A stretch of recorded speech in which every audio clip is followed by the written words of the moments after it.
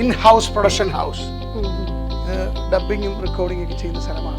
ബാബാ ഇനി അപ്പുറത്തുണ്ട് ഇതിന്റെ എഞ്ചിനീയേഴ്സിന്റെ സ്ഥലം. എല്ലാം ലേറ്റസ്റ്റ് ടെക്നോളജികളാണ്, അല്ലാതെ ഇവിടുത്തെ പരിപാടിയൊന്നുമില്ല. നാരായണിയൊക്കെ ഡബ് ചെയ്തത് എവിടെയാ? നമ്മളെല്ലാം ഇവിടെ ചെയ്യും, നമ്മളെല്ലാം നമ്മൾ ഇവിടെ ചെയ്യും. ആർട്ടിസ്റ്റുകളൊക്കെ ഇങ്ങോട്ട് വന്നു. അത് പറഞ്ഞല്ലോ, ഇത്ര നല്ല ഇത്രയും മഹനീയ രമണീയ സ്ഥലം കേരളത്തിൽ എവിടെയുണ്ട് വേറെ? നമ്മുടെ പ്രിവ്യൂ തിയേറ്റർ കാണിക്കാം. നമ്മളെല്ലാ സിനിമകളും ഇരുന്ന് കാണും. പ്രിവ്യൂ തിയേറ്റർ ഇത് നിങ്ങൾ ശ്രദ്ധിച്ചാൽ മനസ്സിലായി, ഇത് സിൽവർ സ്ക്രീനാണ്, ഇതെല്ലാം തുണിയല്ല. നോക്കി അപ്പോഴേ മനസ്സിലാവുള്ളൂ. ഇനി വേറെ സാധനം, ഇത് ബോംബെയിലൊക്കെ മാത്രമുള്ള സാധനമുള്ളൂ, അണ്ടർ വാട്ടർ പൂള്. ഇതിനകത്ത് ഇതാണ്, അത് വെള്ളം നിറയ്ക്കും. ഇതെല്ലാം ഐഡിയ എൻ്റെ സ്വന്തം ഐഡിയയാണ്, അതൊക്കെയാണ് മറ്റുള്ളവരുടെ പ്രശ്നം. Suraj Venjaramoodu and Joju George. ഒരു പ്രത്യേക സാഹചര്യത്തിൽ ഞാൻ ജോജുവിനോട് പറഞ്ഞു, ജോജു ഇത്രയും രൂപയായി, എനിക്ക് തരാനുള്ളതിൽ 25 ലക്ഷം രൂപ കുറച്ചേക്ക്. ജോജു എന്നോട് പറഞ്ഞ കേസാണ് പറയണത്. രോമാഞ്ചം ഷൈലോക്കിനോടൊപ്പം ഹിറ്റായ സിനിമ, അതേ വലിപ്പമുള്ള പടമാണ്. പക്ഷേ രോമാഞ്ചത്തിന് കിട്ടുന്ന പ്രോഫിറ്റ്, നെറ്റ് പ്രോഫിറ്റ് ഷൈലോക്കിന് കിട്ടില്ല. കാരണം ഷൈലോക്കിന്റെ എക്സ്പെൻസ് കൂടുതലാണ്. രോമാഞ്ചം പല പ്രൊഡ്യൂസേഴ്സിനും ഇത് വർക്കായിട്ടില്ല. മലയാള സിനിമയിൽ ഒരു പ്രൊഡ്യൂസറിനും വർക്കായില്ല, ആർക്കും വർക്കാകാത്ത രോമാഞ്ചം എൻ്റെ മകനോ എനിക്കോ എൻ്റെ കുടുംബത്തിനോ വർക്കാകുന്നു. നമ്മളത് ടേക്ക് ഒഴിയുന്നു, പടമിറങ്ങുന്നു. ഞാൻ പറഞ്ഞല്ലോ, സിനിമ എന്നെ ചതിച്ചിട്ടില്ല. എൻ്റെ കൂടെ കിടന്നുറങ്ങിയ, എൻ്റെ കൂടെ നടന്ന് വളർന്നവർ എന്നെ മാറി നിന്ന് പുറയിലേക്ക് കുത്താൻ ശ്രമിച്ചിട്ടുണ്ട്. പക്ഷെ സിനിമ എന്നെ ചതിച്ചിട്ടില്ല. ഈ 9 കോടി രൂപ എന്ന് പറയുന്നത് എനിക്ക് 9 കോടി 1 ലക്ഷം കിട്ടിയാൽ മതി. എനിക്കല്ലാതെ 10 കോടി കിട്ടണമെന്ന് എനിക്ക് ആഗ്രഹിക്കുക. എടാ ജോബി, നിന്റെ പടം കൊള്ളാം, അല്ലെങ്കിൽ ശത്രുക്കൾ ഓണാണ്ടറിന്റെ പടം ഇത് അടിച്ചു എന്ന് പറയിപ്പിക്കുക. ഒരിക്കലും ഇനി അങ്ങോട്ട് OTT കാണാൻ നിൽക്കരുത്. From now on audience should go to the theatre and watch the movie. കാരണം ഇപ്പോൾ ഒരു സിനിമയും OTT വിറ്റിട്ടല്ല വരുന്നത്. അവരുടെ policies are changed. Okay, they change after release. If the movie success, they will buy, otherwise no. അപ്പൊ അത്രയധികം success അല്ലാത്ത മൂവികളുടെ സെയിൽ ഇപ്പൊ എങ്ങനെയാ? യൂട്യൂബിൽ കാണേണ്ടവരും. അജയ് വാസുദേവ് ഒരിക്കൽ ഇന്റർവ്യൂവിൽ പറഞ്ഞിട്ടുണ്ട്, ജോബി ചേട്ടൻ സ്ക്രിപ്റ്റ് ഒന്നും വായിക്കാൻ നിൽക്കാറില്ല. അതുപോലെ ചേട്ടൻ തന്നെ പറഞ്ഞിട്ടുണ്ട്, ഞാൻ ലൊക്കേഷനിലൊന്നും അങ്ങനെ സ്ഥിരം പോയിരിക്കുന്ന ഒരു പ്രൊഡ്യൂസർ അല്ല. എങ്ങനെയാ അങ്ങനെ രണ്ടും അങ്ങനെ മാറ്റി വെക്കാൻ പറ്റുന്നത്? ഫുൾ സ്ക്രിപ്റ്റ് ഞാൻ എൻ്റെ കയ്യിലൂടെ പോകേണ്ടതില്ല? അല്ല, അങ്ങനെയൊന്നുമില്ല. സ്ക്രിപ്റ്റ് ഒക്കെ അവർ പറയുമ്പോൾ നമുക്കത് അത്യാവശ്യം വിദ്യാഭ്യാസം ചിന്തിക്കാനും കഴിവുള്ളവർ പറയുമ്പോൾ കേൾക്കുമ്പോൾ നമുക്കറിയാം ഇതെങ്ങോട്ടാ പോകണമെന്ന്. പിന്നെ നമ്മൾ ഇതിനൊരു ബിസിനസ് സാധ്യതകളുണ്ട്, ഒരു വാല്യൂ ഉണ്ട് ഓരോ പ്രോജക്റ്റ്. ആ വാല്യൂവിന് താഴെയാണ് ഈ പടം തീരുന്നതെങ്കിൽ നമുക്ക് കണ്ണു പൂട്ടിയിരിക്കാം. പിന്നെ എല്ലാ തരം ബിസിനസ്സിനും അതിൻ്റെതായ റിസ്ക് ഉണ്ട്. ഞാൻ വിശ്വസിക്കുന്നു, ഞാനൊരു മോശം കാര്യങ്ങൾ ചെയ്യാത്തത് കൊണ്ട്, ദൈവമുണ്ടെന്ന് വിശ്വസിക്കുന്നതുകൊണ്ട് ദൈവം എന്നെ തകർക്കില്ല എന്നെനിക്ക് പൂർണ്ണ വിശ്വാസമാണ്. മറ്റുള്ളവർ ചിലപ്പം സാത്താനോടായിരിക്കാം പ്രാർത്ഥിക്കുന്നത്, കാര്യങ്ങൾ പറയുന്നത്. ഞാൻ ദൈവത്തോടാണ് പറയുന്നത്. അപ്പോൾ അവിടെ ഞാൻ ചെയ്യുന്ന സിനിമകൾ അങ്ങനെയൊന്നും തളരില്ല എന്നാണ് ഞാൻ വിശ്വസിക്കുന്നത്. നിങ്ങൾ എഴുതി വെച്ചോളൂ, നാരായണിയുടെ 3 ആൺമക്കൾ നല്ല സിനിമയായിരിക്കും. അതിപ്പോൾ അതൊരു പണം വാരി പടമായിരിക്കുമോ എന്നൊന്നും എനിക്ക് പറയാൻ പറ്റത്തില്ല. പക്ഷെ നാരായണിയുടെ 3 ആൺമക്കൾ ഗുഡ്വില്ലിന്റെ ലൈബ്രറിയിൽ ഇരിക്കാൻ പറ്റുന്ന ഒരു നല്ല സിനിമയായിരിക്കും. താങ്കൾ കണ്ടിട്ട് പറയും, ചേട്ടാ അത് കൊള്ളായിരുന്നു കേട്ടോ എന്ന് ഇങ്ങോട്ട് പറയും. അതിനകത്തൊരു സിനിമയുണ്ട്. നിങ്ങളുടെ അടുത്ത വീട്ടിലെ കുടുംബമുണ്ട്, നിങ്ങളുടെ വീട്ടിലെ കുടുംബം നിങ്ങൾ തന്നെ അതിനകത്തുണ്ട്, പല പല പ്രശ്നങ്ങൾ അതിനകത്തുണ്ട്. അതൊരു നല്ല സിനിമയായിരിക്കും നാരായണിയുടെ 3 ആൺമക്കൾ. പേഴ്സണൽ ലൈഫും പ്രൊഫഷണൽ ലൈഫും ഫേസ്ബുക്കിൽ എല്ലാവരും അങ്ങനെ പറയാറില്ല. ഇപ്പൊ ഒരു സെലിബ്രിറ്റി സ്റ്റാറ്റസിൽ നിൽക്കുന്നവരൊക്കെ ഒന്ന് ഹൈഡ് ചെയ്യുന്നവരുത്. ചേട്ടൻ എല്ലാവരോടും നമ്മുടെ ചുറ്റുമുള്ള ആൾക്കാരോട് എക്സ്പ്രസ് ചെയ്യാം എന്റെ സന്തോഷങ്ങൾ, അല്ലെ എനിക്ക് പറയാനുള്ളത് എന്നാണോ ചിന്തിക്കാറ്? അതെന്താന്ന് വെച്ചാലേ, ഞാൻ ഒന്നാമത്തെ കേസ് സെലിബ്രിറ്റി അല്ലല്ലോ. ഞാൻ സെലിബ്രിറ്റി അല്ല സാർ, ഞാനൊരു സാധനം നിങ്ങൾ അറിയാത്തോടെ എനിക്ക് പ്രശസ്തിയുണ്ട്, കുപ്രസിദ്ധിയുണ്ട്. ഇത് രണ്ടുമുള്ള ആളാണ് ഞാൻ. പ്രശസ്തിയുണ്ട്, കുപ്രസിദ്ധിയുണ്ട്. അതെല്ലാം പ്രൊഡ്യൂസേഴ്സിനും അതെനിക്കറിയത്തില്ല. ഒരു കാര്യം എനിക്ക് എൻ്റെ കാര്യം, ഞാൻ അതുകൊണ്ട് ഒരിക്കലും സെലിബ്രിറ്റി എന്ന് പറയാം. ഞാനൊരു സാധാരണക്കാരനായ മനുഷ്യനാണ്. ഞാൻ എങ്ങും പോകുന്ന ഒരാളല്ലോ. ഞാൻ ലണ്ടനിൽ ചെന്നാൽ ഞാൻ എൻ്റെ കാര്യങ്ങളും എൻ്റെ കുടുംബവുമായി ജീവിക്കുന്ന ഒരാളാണ്. നമ്പർ 1. നമ്പർ 2, ഇവിടെയാണെങ്കിൽ ഞാൻ രാവിലെ പള്ളിയിൽ പോകും, എല്ലാ ദിവസവും പോകും, തിരിച്ച് വീട്ടിൽ വരും. ഇപ്പം ഇടയ്ക്ക് കഴിഞ്ഞ് കുറച്ച് നാളായിട്ട് പള്ളിയിൽ പോക്കൊന്ന് മുടങ്ങിയായിരുന്നു. ഞാൻ ജിമ്മിലൊന്ന് പോകണമെന്ന് ഒരാഗ്രഹം കയറിപ്പോയി. എന്നാൽ അതിൻ്റെ ഇടയ്ക്ക് വേറെ 2-3 കാര്യം വന്നിട്ട് ജിമ്മ് ഇപ്പം മാറി അതങ്ങനെ നിൽക്കുന്നു. അപ്പോൾ നോർമലി പള്ളിയിൽ പോകും, തിരിച്ചു വരും, തിരിച്ചു വന്നാൽ വീട്ടിൽ വന്ന് 9:30 ആകുമ്പോൾ ഇവിടെ വരും. 9:30 ആകുമ്പോൾ ഇവിടെ വന്നാൽ പിന്നെ ഞാൻ തിരിച്ച് വീട്ടിൽ പോകുന്നത് 6 മണിക്കാണ്.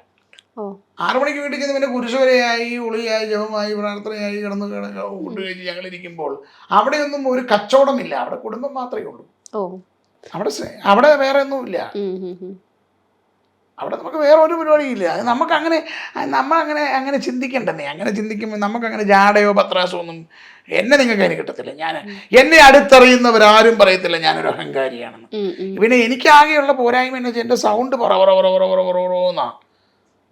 അപ്പം ഞാൻ ഈ ഫോണിൽ കൂടെ വിളിക്കുന്നത് ഞാൻ പലരോടും ആദ്യം തന്നെ പറയും, ദൈവമേ ക്ഷമിക്കണേ, ഞാൻ ചൂടാകുമല്ല കേട്ടോ എന്ന് പറയും. ഇതിപ്പോൾ എനിക്ക് നിങ്ങളെ സംതൃപ്തിപ്പെടുത്താൻ വേണ്ടി എൻ്റെ സൗണ്ട് ഹലോ സ്വിച്ച് ഇട്ടാൽ, അല്ലെ പിന്നെ പണ്ട് സ്കൂളിൽ പഠിക്കുമ്പോൾ നമ്മൾ വായിച്ച മായാവിയുടെ മാന്ത്രികപടി ഉണ്ടായിരിക്കണം. എൻ്റെ ഒച്ച ഇങ്ങനെയാണ്, ഇതാണ് ഞാൻ. എനിക്ക് എന്നെ തിരുത്താൻ പറ്റില്ല. ഒരു ഇത്രയും സിനിമകൾ 27 സിനിമയായി, ഇതിൽ ഏറ്റവും മുതൽ മുടക്കിയൊരു സിനിമ ഏതാ? ഷൈലോക്ക്. അത് തന്നെയാണ്. ഒരു ലാഭം എന്നുള്ള രീതിയിലാണെങ്കിലോ? ലാഭം അങ്ങനെയല്ല, ഷൈലോക്കൊക്കെ ലാഭമാണ്. ഞാൻ പറയാം, ഷൈലോക്ക് അന്നത്തെ കാലത്ത് ഏറ്റവും വലിയ കച്ചവടങ്ങൾ നടന്ന സിനിമയാണ്. ഈ സിനിമയ്ക്ക് മാത്രം ഒരു പ്രത്യേകതയുണ്ട് കേട്ടോ. സിനിമ ഹിറ്റടിച്ചാൽ നമുക്ക് പൈസ കിട്ടുന്നത് മറ്റേത് ബിസിനസ്സിനേക്കാളും കൂടുതലായിരിക്കും. അതിൻ്റെ ഒരു സക്സസിനനുസരിച്ച് മാറിക്കൊണ്ടിരിക്കുന്നത്. അതെ. പിന്നെ ചെലവുണ്ടല്ലോ. ഇപ്പം ഞാൻ പറയുകയാണെങ്കിൽ ഇപ്പം രോമാഞ്ചം ഷൈലോക്കിനോടൊപ്പം ഹിറ്റായ സിനിമ, അതേ വലിപ്പമുള്ള പടമാണ്. പക്ഷേ രോമാഞ്ചത്തിന് കിട്ടുന്ന നെറ്റ് പ്രോഫിറ്റ് ഷൈലോക്കിന് കിട്ടില്ല. കാരണം ഷൈലോക്കിന്റെ എക്സ്പെൻസ് കൂടുതലാണ്. താരതമ്യേന ഷൈലോക്കുമായിട്ട് നോക്കുമ്പോൾ ഇതിനകത്ത് സ്റ്റാർ വാല്യൂ ഒക്കെ ഉണ്ടല്ലോ. അങ്ങനെ ഉണ്ടാക്കും. പിന്നെ അൾട്ടിമേറ്റ്ലി സിനിമ നഷ്ടമില്ലാതെ പോവുക എന്നുള്ളതാണ് ഇമ്പോർട്ടൻസ്. ഇപ്പൊ ഈ കോടി ക്ലബ്ബുകൾ ചർച്ച ചെയ്യാവാണ്. സാധാരണക്കാരൻ വരെ ഇത് പറയാണ്, ഇയാളുടെ പടം കോടി ക്ലബ്ബിൽ കയറി, അല്ലെങ്കിൽ ഇത് ഇത്ര കോടിയായി. 50-100 കോടിയുടെ ഒരു ബൗണ്ടറിയും കാത്തിരിക്കുന്ന സാധാരണക്കാരനുള്ള ഒരു സിറ്റുവേഷൻ. അത്രയും സെലിബ്രേറ്റ് ചെയ്യപ്പെടണോ ഈ കോടി ക്ലബ്ബ്? ഞാൻ അതിനോട് ഒരിക്കലും യോജിക്കത്തില്ല. നിങ്ങൾ ഒരിക്കലും, താങ്കൾ തന്നെ പറഞ്ഞു ഞാൻ ഫേസ്ബുക്കിൽ ആക്റ്റീവാണെന്ന്. യെസ്, ഞാൻ ഫേസ്ബുക്കിൽ ആക്റ്റീവാണ്. ഞാൻ ഇതിൽ വിശ്വസിക്കുന്നില്ല കോടികളിൽ. ഞാനെന്ന് പറയാം അങ്ങനെയൊന്നും, ഞാൻ അതിനെക്കുറിച്ച് പറയാൻ അങ്ങനെ ഒരു കോടിയൊന്നുമില്ല. Be honest.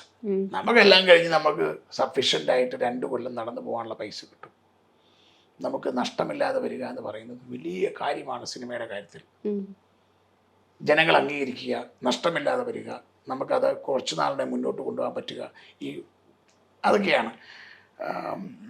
പക്ഷേ ഞാൻ പറ്റില്ല, എനിക്ക് ഇന്നുവരെ നഷ്ടം വന്നിട്ടില്ല. I M so happy in my life. ഞാൻ പറഞ്ഞല്ലോ, സിനിമ എന്നെ ചതിച്ചിട്ടില്ല. എൻ്റെ കൂടെ കിടന്നുറങ്ങിയ, എൻ്റെ കൂടെ നടന്ന് വളർന്നവർ എന്നെ മാറി നിന്ന് പുറയിലേക്ക് കുത്താൻ ശ്രമിച്ചിട്ടുണ്ട്. പക്ഷെ സിനിമ എന്നെ ചതിച്ചിട്ടില്ല. അപ്പൊ പലപ്പോഴും ഈ ഒരു ഇത്ര 100 കോടിയിൽ കയറി 50 കോടിയിൽ കയറി എന്നുള്ളതിനെ പറ്റി ചിന്തിക്കാറില്ല. ഞാൻ ചിന്തിക്കാറേ ഇല്ല. ഇപ്പൊ ഞാൻ പറയാം, നാരായണി എന്ന 3 ആൺമക്കൾ എന്ന് പറഞ്ഞ സിനിമ തുടക്കം മുതൽ ഞാനാണ് ചെയ്തിരുന്നെങ്കിൽ അതൊരു 6.5 കോടി രൂപയ്ക്ക് തീർന്നേനെ. അതിനകത്ത് ഞാനില്ലാത്തത് കൊണ്ട് ഇപ്പോൾ സം റീസൺ അതൊരു 9 കോടി രൂപയായിട്ടുണ്ട് എക്സ്പെൻസ് തിയേറ്ററിൽ വരുന്നത്. ഈ 9 കോടി രൂപ എന്ന് പറയുന്നത് എനിക്ക് 9 കോടി 1 ലക്ഷം കിട്ടിയാൽ മതി. എനിക്കല്ലാതെ 10 കോടി കിട്ടണമെന്ന് എനിക്ക് ആഗ്രഹിക്കുക. മുതൽ തിരിച്ചു കിട്ടുക, ജനങ്ങൾ സംതൃപ്തിപ്പെടുക. ജോബി ചേട്ടാ പടം കൊള്ളാം, എടാ ജോബി നിന്റെ പടം കൊള്ളാം, അല്ലെങ്കിൽ ശത്രുക്കൾ ഓണാണ്ടറിന്റെ പടം ഇത് അടിച്ചു എന്ന് പറയിപ്പിക്കുക. നമ്മുടെ പെട്ടിയിൽ നിന്ന് പോയ പൈസ വരിക. ഇത്രയേ ഉള്ളൂ നമ്മുടെ ആഗ്രഹം. ഇപ്പോഴത്തെ അവസ്ഥയിലെ മലയാള സിനിമയിൽ എല്ലാവരും പറയാറുണ്ട് പല പരീക്ഷണങ്ങൾ വരുന്നു, ഇന്ത്യയിലും ഇന്ത്യക്ക് പുറത്തേക്കും ചർച്ച ചെയ്യാവുന്നു. നല്ല കാലമാണോ ഒരു പ്രൊഡ്യൂസറിന്റെ പെർസ്പെക്റ്റീവില്? ഞാനും ഒരിക്കലും പറയത്തില്ല നല്ല കാലം. പടം അടിച്ചാൽ അവന് നല്ല കാലം, അല്ലെങ്കിൽ അവന് കഷ്ടകാലം. അങ്ങനെ പടം ഓടിയില്ലെങ്കിൽ നമ്മൾ വേറൊരു ബിസിനസ് ചെയ്യുന്ന പോലെയല്ല. മറ്റുള്ള ബിസിനസ്സുകൾ ചെയ്യുമ്പോൾ നമുക്ക് മനസ്സിലാക്കേണ്ട ഒരു കാര്യമുണ്ട്. ഇപ്പം ഞാനൊരു തുണിക്കട തുടങ്ങി. എനിക്കൊരു ബൊട്ടിക്കുള്ള ആളാണ്. അപ്പോൾ ആ ബൊട്ടിക്കിനകത്ത് ഇപ്പോൾ നമുക്ക് നഷ്ടം വന്ന് നമ്മൾ കട വൈൻഡ് ചെയ്താൽ നമ്മുടെ സ്വന്തം ബിൽഡിങ്ങാണ്, നമുക്ക് വേറെ ആൾക്ക് വാടകയ്ക്ക് കൊടുക്കാം. ആ ബിൽഡിംഗ് അവിടെയുണ്ട്. സ്റ്റോക്ക് നമുക്ക് ഉള്ളതെല്ലാം വേറെ വിൽക്കാം. അല്ലെങ്കിൽ അങ്ങനെയൊക്കെ പല പല. ഈ സിനിമ പൊളിഞ്ഞു കഴിഞ്ഞാൽ ഹാർഡ് ഡിസ്ക് മാത്രമേ കാണത്തുള്ളൂ. പിന്നെ അതിൻ്റെ വാല്യൂ 0 ആയിരിക്കും. 1000 കോടിയുടെ ആണെങ്കിലും it's A risk is very high. അപ്പോൾ എങ്ങനെ നമുക്ക് നല്ല കാലം എന്ന് പറയാൻ പറ്റും? ഹിറ്റടിച്ചാൽ നല്ലതാണ്. ഹിറ്റടിച്ചാൽ നല്ലതാണ്. ഈ ബിസിനസ് എന്ന് പറയുന്നത് വളരെ ബ്യൂട്ടിഫുൾ ആയിട്ട് എന്നൊരു കാര്യം പറയാം. നമ്മളൊരു പുലിയുടെ പുറത്തിരിക്കുകയാണ്. നിങ്ങൾ ഇമാജിൻ ചെയ്യുക, പുലിയുടെ പുറത്ത് പിടിച്ചിട്ട് നമ്മളിങ്ങനെ ചെവിയെ പിടിച്ചുകൊണ്ട് ഈ പുലിനെ ഇങ്ങനെ നടത്തുക. പുലിപ്പുറത്താണ് ഇരിക്കുന്നത് നമ്മൾ. ഈ പുലിപ്പുറത്ത് ഈ ചെവിയേന്ന് പിടുത്തം വിട്ടാൽ ഈ പുലി നമ്മളെ കുലുക്കി താഴെ ഇടും. താഴെ വീണാൽ പുലി കടിക്കും. അതുകൊണ്ട് പുലിപ്പുറത്ത് കയറിയവർ ഈ പുലിയായിട്ട് ഇങ്ങനെ അങ്ങ് പോകും ജീവിതാവസാനം വരെ. ഇതാണ് ശരിക്കും പറഞ്ഞ കച്ചവടം. അത് ഏറ്റവും ശക്തിയേറിയ പുലിയാണ് സിനിമ.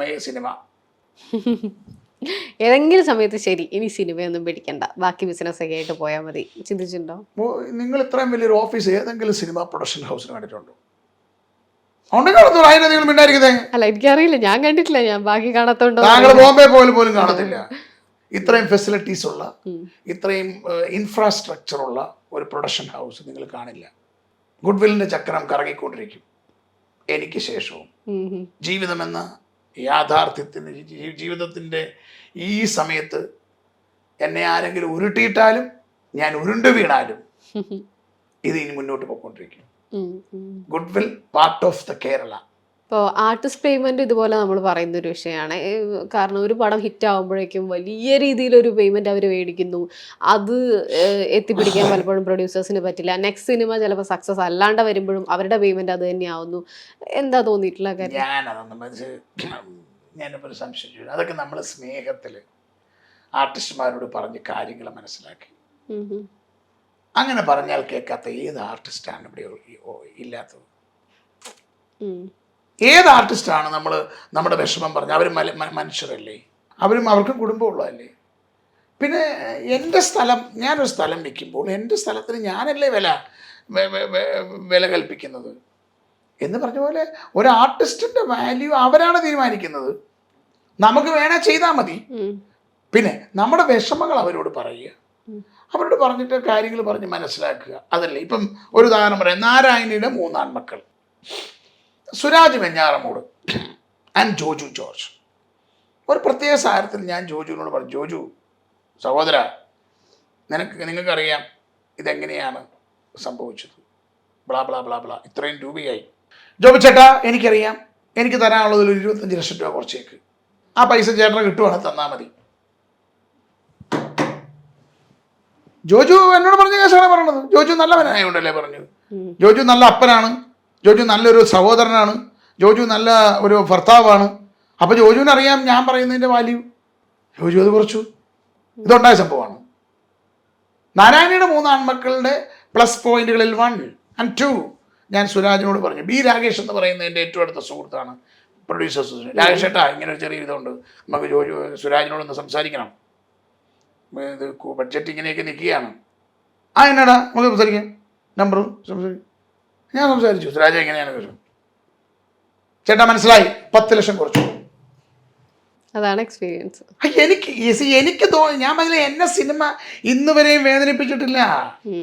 വേദനിപ്പിക്കാതെ ഞാൻ എങ്ങനെയാ പറയണേ? നാരായണിയുടെ 3 ആൺമക്കളും ഹിറ്റാവും, ഉറപ്പാണ്, നല്ല സിനിമയാണ്. ഈ ആർട്ടിസ്റ്റുകൾ പലപ്പോഴും ചില പ്രൊഡ്യൂസേഴ്സ് പറഞ്ഞിട്ടുള്ള ഇവർ കുറേ പേരെ കൂടെ കൊണ്ടുവരുമായിരിക്കും, അവരുടെ ഹെൽപ്പിനും പല ഫുഡിൻ്റെ കാര്യമായാലും പല, അപ്പം ഇവരുടെയൊക്കെ ചിലവ് നമ്മൾ വഹിക്കേണ്ടി വരുന്നു, ഈ പറയുന്നതിലും കൂടുതൽ ചിലവ് വരുന്നു ഒക്കെ കേട്ടിട്ടുണ്ട്. അത് ഇതൊക്കെ കോൺട്രവേഴ്സിക്ക് വേണ്ടി എന്ത് പറയുന്നത്? അത് അവരുടെ ചിലപ്പോൾ. ഞാൻ ചോദിച്ചോട്ടെ, ഇപ്പം ഞാൻ ഒരു കാര്യം ചോദിച്ചോട്ടെ. ഇപ്പം ഞാൻ ഒരു സാധാരണക്കാരനായ ഞാൻ യാത്ര ചെയ്യുമ്പോൾ എൻ്റെ കൂടെ ചിലപ്പോൾ 2 പേരെ കൂട്ടാറുണ്ട്. വെറും സാധാരണക്കാരനായ ഞാൻ പോകുമ്പോൾ ഒന്ന് കമ്പനിക്ക് വർത്താനം പറയാൻ വേണ്ടി ഒരു കൂട്ടി കാറിലിരുന്ന്. ഇപ്പം ഞാൻ കഴിഞ്ഞ ദിവസം ബാംഗ്ലൂർക്ക് പോയപ്പോൾ എൻ്റെ കൂടെ 4 പേരുണ്ടായിരുന്നു. ഒരാൾ ഇന്ത്യൻ ഗവൺമെൻറ്റിലെ ഏറ്റവും വലിയൊരാളാണ്. അയാൾക്ക് എൻ്റെ കൂടെ പോരാൻ ഇഷ്ടമായതുകൊണ്ട് അയാൾ എൻ്റെ കൂടെ വണ്ടി കയറുന്നത്. അയാളുടെ പൊസിഷൻ വെച്ച് അയാളുടെ പൊസിഷൻ്റെ വലിപ്പം ഞാൻ അറിഞ്ഞത് ഒരു പ്രത്യേക സ്ഥലത്ത് ചെന്നപ്പോഴത്തേന് ആളുകളെല്ലാം ഓടിക്കൂടുമ്പോഴാണ് ഞാൻ അറിഞ്ഞത്. വേറെ ഒരാൾ എന്നോട് ചുമ്മാ ഈ വണ്ടി ഓടിക്കാൻ വേണ്ടി വന്നതാണ്. വേറൊരാൾ എന്നോട് ചുമ്മാ കഥ പറയാൻ വേണ്ടി വന്നതാണ്, സംസാരിക്കാൻ വന്നതാണ്. ഞങ്ങൾ 4 പേരോട് കൂടിയാണ് പോയത്, ബാംഗ്ലൂർക്ക് പോയത്. ബൈ റോഡാണ് പോയത്. അതിന് ചെലവ്, അതിനെന്നെ ചെലവിരിക്കുന്നത് എന്ന് പറഞ്ഞാൽ ഒരു താരത്തെ സംബന്ധിച്ചിടത്തോളം, ഒരു താരത്തിന് അവൻ്റെ ഡെയിലി കാര്യങ്ങൾക്ക് വേണ്ടി പലരും കാണും. അതൊന്നും നമ്മൾ ബോധർ ചെയ്യണ്ടെന്നേ. ഞാൻ വീണ്ടും പറഞ്ഞ പോലെ സിനിമ എന്ന് പറഞ്ഞ സിനിമയ്ക്ക് അങ്ങനെയാണ് സിനിമ. അത് അധിക ചെലവല്ല. അത് അധിക ചെലവ് എങ്ങനെയാകുന്നത്? സിനിമ ഞാൻ ചോദിച്ചോട്ടെ, ഈ സിനിമയാക്കി മാത്രം സിനിമ ഹിറ്റ് അടിച്ചാൽ കിട്ടുന്ന പൈസ നിങ്ങൾ ഒരു ബിസിനസ്സിന് പോയാലും കിട്ടത്തില്ലെന്നേ. പോയാൽ അതുപോലെ പോകും, അതൊരു സത്യം തന്നെയാണ്. പിന്നെ നമുക്കിത് നമ്മുടെ കൺട്രോളിൽ നിൽക്കുന്നില്ലെങ്കിൽ നമ്മൾ അവരോട് ആദ്യം പറയുക, സഹായിക്കണം, സഹായിക്കും. ഇവരെല്ലാം എല്ലാവർക്കും നിലനിൽപ്പുള്ളതല്ലേ. ഈ OTTന്റെ കാര്യമുണ്ടല്ലോ, നമ്മൾ അന്ന് സംസാരിച്ചപ്പോൾ ചെറിയ രീതിയിൽ പറഞ്ഞു. ഇപ്പോഴത്തെ ഒരു കണ്ടീഷൻ എന്താ OTTയിൽ? ഇപ്പൊ പലരും പറയുന്നത് ഇനിയിപ്പോ OTTയിൽ ഇറങ്ങുമല്ലോ അപ്പൊ കാണാം എന്നൊരു പ്രേക്ഷകർക്കൊരു ധാരണയുണ്ട്. ഒരിക്കലും ഇനി അങ്ങോട്ട് OTT കാണാൻ നിൽക്കരുത്. From now on audience should go to the theatre and watch the movie. കാരണം ഇപ്പോൾ ഒരു സിനിമയും OTT വിറ്റിട്ടല്ല വരുന്നത്. ആയതിനാൽ തിയേറ്ററിൽ നിന്ന് പോയി സമയം കഴിഞ്ഞു കുറേ നാൾ കഴിയാതെ ഒരിക്കലും OTTയിൽ പടം വരില്ല. ചിലതൊക്കെ പെട്ടെന്ന് വരുന്ന കാരണം ആളുകൾ ഇങ്ങനെ അങ്ങനെ ഒരു സംസാരം ഉണ്ടായി. ഇനി വരില്ല. അവരുടെ policies are changed. Okay, they change after release. If the movie success they will buy, otherwise no. ഒട്ടും ബൈ ഇല്ല എന്നാണോ? അല്ലെങ്കിൽ ഒട്ടും ബൈ ഇല്ല, ആരും പ്രീ സെയിൽ ഇല്ല. ഓ അപ്പൊ അത്രയധികം സക്സസ് അല്ലാത്ത മൂവികളുടെ സെയിൽ ഇപ്പൊ എങ്ങനെയാ? യൂട്യൂബിൽ കാണേണ്ട വരും. Please subscribe Goodwill Entertainment's YouTube channels. Please subscribe Goodwill Entertainment's Goodwill Movies. Only for some movies. Cinema മാത്രമേ അതിനകത്തുള്ളൂ. സബ്സ്ക്രൈബ് ചെയ്തോ. അങ്ങനെ പോളിസീസ് മാറുന്നുണ്ടല്ലേ. ഗുഡ്വില്ലിന് അരി മേടിക്കാനുള്ള പണി എത്ര യൂട്യൂബ് ചാനലുണ്ടെന്നാണല്ലോ. മ്യൂസിക് ഉണ്ട്, വേറെ മ്യൂസിക് ഉണ്ട്, ജുക്ക് ബോക്സ് ഉണ്ട്, ഗുഡ്വിൽ പാചകം വരെയുണ്ട്. നിങ്ങളെ പോലുള്ള സുന്ദരികളായ സ്ത്രീകൾക്ക് വീട്ടിൽ ഭർത്താക്കന്മാരെ ഇംപ്രസ് ചെയ്യാൻ വേണ്ടി കുക്ക് ചെയ്യണമെങ്കിൽ ഗുഡ്വിൽ പാചകം കാണുക. അതിനകത്ത് കുക്കിംഗ് അറിയാമെന്നല്ലാത്ത സുന്ദരിമാർക്ക് അവരുടെ ഭർത്താക്കന്മാരെയോ കാമുകന്മാരെയോ അവരുടെ സഹോദരങ്ങളെയോ മാതാപിതാക്കളെയോ ഇംപ്രസ് ചെയ്യണമെങ്കിൽ ഗുഡ്വിൽ പാചകം സബ്സ്ക്രൈബ് ചെയ്യുക. എല്ലാം ഉണ്ട്, പാക്കേജ് ആണ്, കംപ്ലീറ്റ് എന്റർടൈൻമെന്റ്. ഗുഡ്വിൽ എന്റർടൈൻമെന്റ് എല്ലാം എല്ലാ സാധനമുണ്ട്. അതുകൊണ്ടല്ല എനിക്ക് ശത്രുക്കളുടെ എണ്ണം കൂടുന്നേ. എനിക്കല്ല, ഞാനൊന്നും ചെയ്തിട്ടില്ല. ഞാൻ ചിലപ്പോഴൊക്കെ ചില കാര്യങ്ങളൊക്കെ ഞാനിതിന് മാത്രം പ്രശ്നകാരിയാണോ എന്ന് ചിന്തിക്കാറുണ്ട്.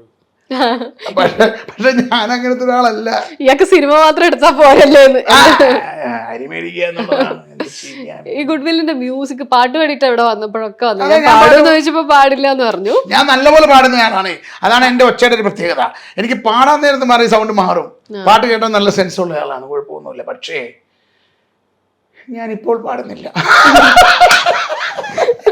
ഞങ്ങള് കുറെ പാട്ടൊക്കെ കേട്ടിട്ട് ഇങ്ങോട്ട് വരും. പാട്ട് കേൾക്കാം, ഞാൻ പാടാറുണ്ട്, എനിക്ക് ഇഷ്ടമാണ്. ഞാൻ ഇവിടെ എന്റെ സ്ഥലമായതുകൊണ്ട് ഞാൻ പാടി നടക്കും വഴിക്കൂടെ. ഞങ്ങളുടെ നാട്ടിലുള്ള എല്ലാവർക്കും ഞാൻ ചെറുപ്പത്തിലൊക്കെ പാട്ട് പാടിയ വഴിക്കൂടെ നടന്നിട്ടുണ്ട്. അത് എനിക്കത് ഇഷ്ടമാണ്. ഞാനൊരു പച്ചയായ മനുഷ്യനാണ്.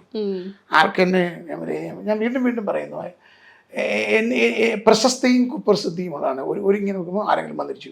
പക്ഷെ അതൊക്കെ എൻ്റെ ജാതക ഫലമായിട്ട് ഞാൻ കരുതുന്നു. But I don't have no problem. എനിക്ക് അവരോടൊന്നും ഒരു പരാതിയില്ല. പിന്നെ എനിക്ക് ഉള്ള ഒരു സന്തോഷം എന്നാണ്, എന്നെ വേദനിപ്പിച്ചവരെല്ലാം പണ്ടാരടയിൽ പോകുന്ന ഞാൻ കണ്ടിട്ടുണ്ട്.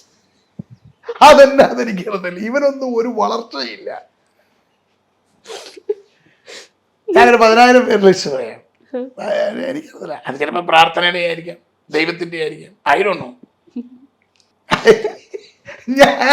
ഞാനുള്ള കാര്യമാണ് പറയുന്നത്, സത്യമാണ്.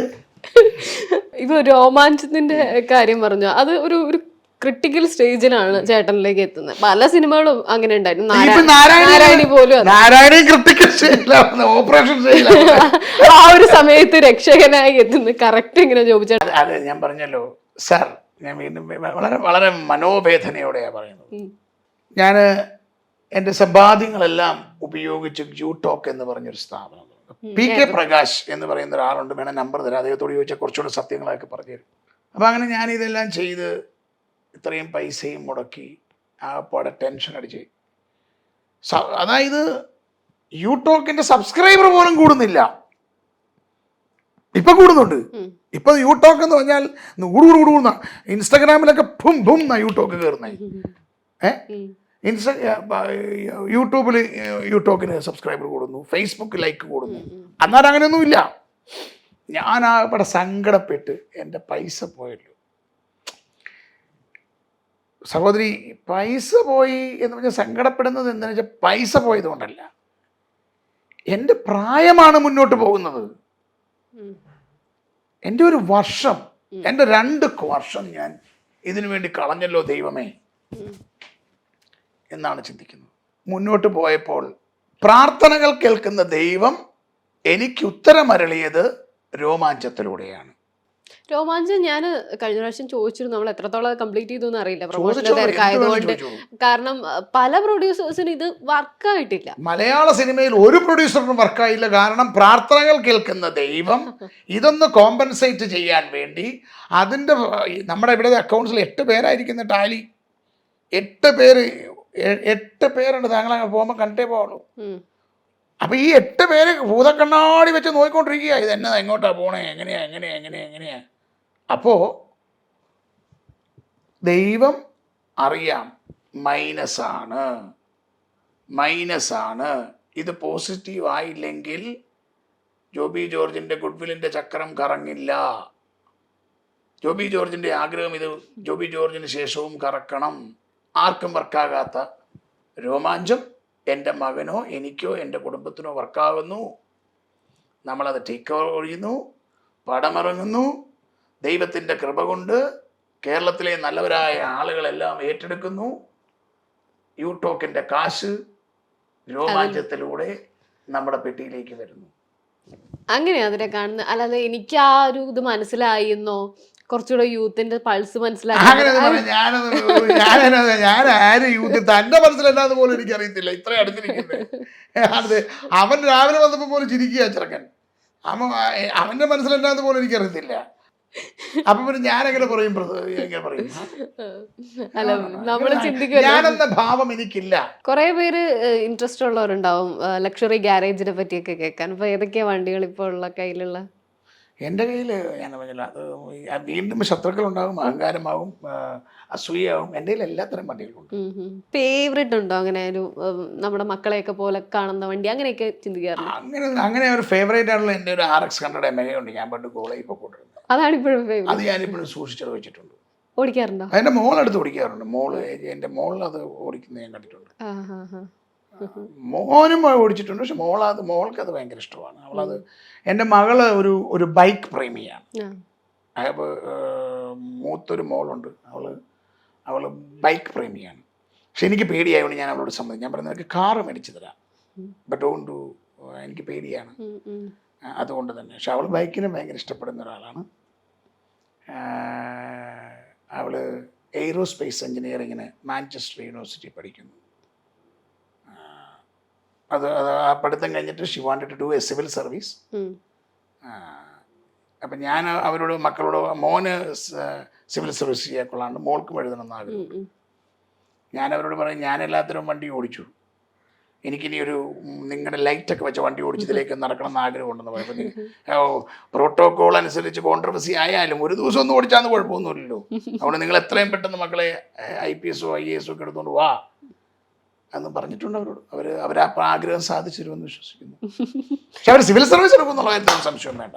ദേ going to be the civil servant in this country. No, I love my India. ജീവിക്കാൻ വേണ്ടി പല കാരണങ്ങൾ കൊണ്ട് വിദേശത്ത് പോയെങ്കിലും എനിക്ക് എൻ്റെ നാട് ഇഷ്ടമായതുകൊണ്ടാണ് ഞാൻ ഇവിടെ ഇരിക്കുന്നത്. I love my India. India is the best. അപ്പോൾ അതുകൊണ്ട് എൻ്റെ പിള്ളേർ ഇന്ത്യയിൽ, അവർ ഇന്ത്യൻ പാസ്പോർട്ടിലാണ് നിൽക്കുന്നത്. അവർ വലിയ താമസമല്ലാതെ അവരുടെ കാണും. നമുക്കൊന്നുകൂടെ വരാൻ സാധിക്കട്ടെ. അങ്ങനെ അങ്ങനെ നടക്കട്ടെ, സാധിക്കട്ടെ. പിന്നെ എനിക്കും ചില വാശി, ചില കാര്യങ്ങളൊക്കെ ഉണ്ടെന്നേ. ചിലരൊക്കെ ഓടിച്ചവരെയൊക്കെ ഒന്ന് ഓടിപ്പിക്കണ്ടേ നമുക്ക്.